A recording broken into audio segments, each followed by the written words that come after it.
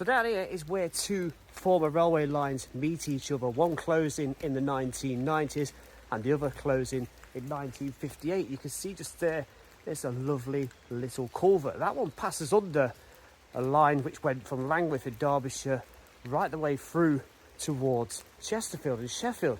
The Great Central Line, the Lancashire-Derbyshire East Coast Railway.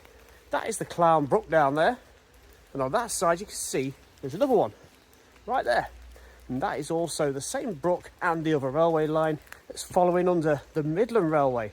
A line that pretty much for some distance runs parallel through the countryside through the small town of Clown, spelt C-L-O-W-N-E.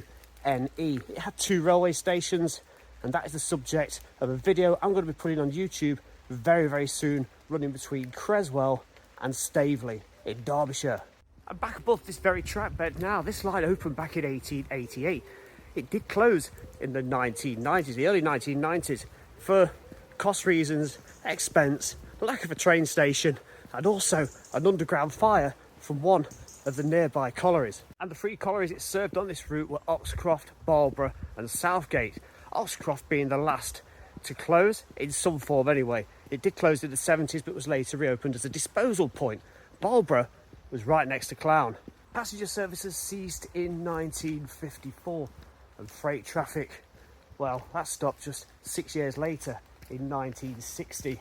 The station was also originally spelt without an E, later added in 1951 to the name of Clown and Barlborough, but it was renamed in 1938. And down here, look, we've got the former Clown station, Clown South Station, closed in 1957.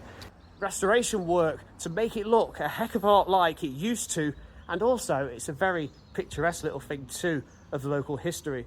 And the other station at Clown, look at that, absolutely smashing, isn't it? That closed 1954. Freight traffic ceased a little later on at the station, with the line closing in the early 90s. If you want to see this full video, get yourself onto the Trekking Exploration YouTube channel. Plenty of stuff going on there, all sorts of walks, explores and historical talks along the way.